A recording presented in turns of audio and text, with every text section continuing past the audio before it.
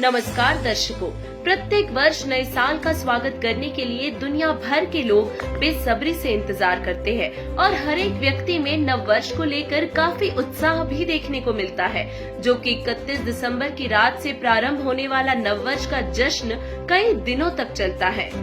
गैर सामाजिक लोग जहां नए साल पर पार्टियों में नशे करते हैं, तो वहीं दूसरी ओर लोग एक दूसरे को गिफ्ट देते हैं, कुछ नया संकल्प लेते हैं, तो कुछ लोग पुस्तक पढ़ने पर विचार करते हैं, तो वहीं बहुत से लोग नए साल पर नई शुरुआत करने की सोचते हैं। लेकिन दुर्भाग्य की बात तो ये है कि आज लोग नए साल की खुशी में अपने मनुष्य जीवन के मूल उद्देश्य को ही भूल बैठे हैं। तो आज हम आपको बताने वाले हैं कि इस नव वर्ष को जिंदगी का सबसे अहम साल कैसे बनाएं और किन संकल्पों के साथ हम अपने मनुष्य जीवन के मूल उद्देश्य को पूरा कर सकते हैं, क्योंकि हम सभी जानते हैं कि यहाँ एक पल का भी भरोसा नहीं है, कब किसके साथ कौन सी दुर्घटना घट जाए।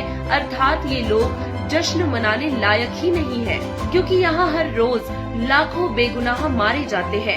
कोई बीमारी से दुखी है तो कोई शारीरिक, मानसिक और आर्थिक रूप से दुखी है। अर्थात यहाँ कोई भी व्यक्ति सुखी नहीं है। दर्शकों, बदलाव प्रकृति का नियम है।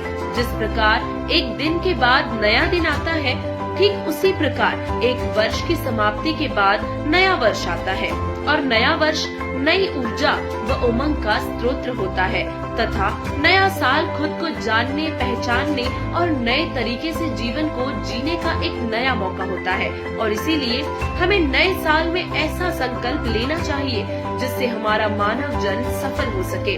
हम जानते हैं कि यह संसार अंगारों का घर है, लेकिन बावजूद इसके हम फिर भी यहाँ परमात्मा की सद्भक्ति ना करके अपना जीवन व्यर्थ ही कर रहे हैं।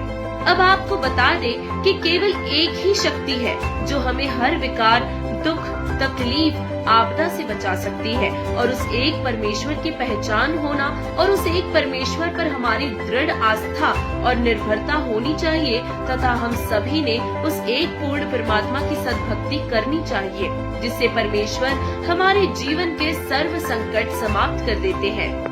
दर्शकों, कबीर परमेश्वर जी ने मानव जीवन की कीमत बताते हुए कहा है, मनुष्य जन्म दुर्लभ है, ये मिले न बारंबार, जैसे तरवर से पत्ता टूट गिरे बहुर न लगता डार। अर्थात जिस प्रकार एक पेड़ से पत्ता टूटकर नीचे गिर जाता है और वह पुनः उस पेड़ पर ज्यों का त्यों नहीं लग सकता, ठीक इसी प्रकार ये मनुष्य जीवन बहुत दुर्लभ है।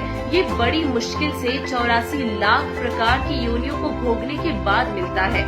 यदि ये एक बार हाथ से छूट गया, अर्थात हमारी मौत हो गई, तो फिर पछतावे के सिवाय हमारे पास कुछ भी शेष नहीं होगा।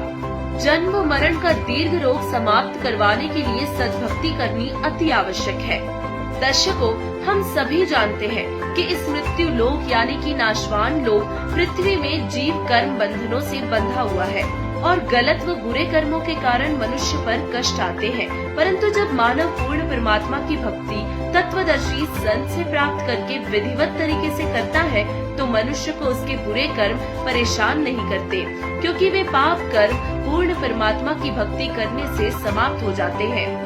और इसीलिए प्रत्येक मानव को इस नए वर्ष में तत्वदर्शी संत की तलाश करके मनुष्य जीवन की नई शुरुआत करनी चाहिए, जिससे मनुष्य जीवन सुखी हो सके और अंततः पूर्ण मोक्ष को प्राप्त कर सके।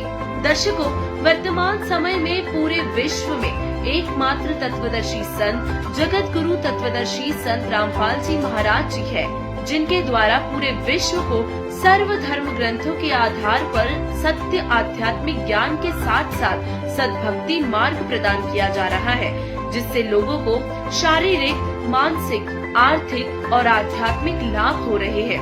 अंततः आप सभी से निवेदन है कि जगत गुरु तत्वदर्शी संत रामपाल जी महाराज जी द्वारा प्रदान किए जा रहे तत्व ज्ञान को जानने के लिए संत रामपाल जी महाराज YouTube चैनल पर सत्संग देखें, या आप संत रामपाल जी महाराज द्वारा लिखित पवित्र पुस्तक हिंदू साहिबान नहीं समझे गीता वेद पुराण को संत रामपाल जी महाराज ऐप या जगत गुरु रामपाल जी .org वेबसाइट से डाउनलोड करके पढ़ सकते हैं। धन्यवाद।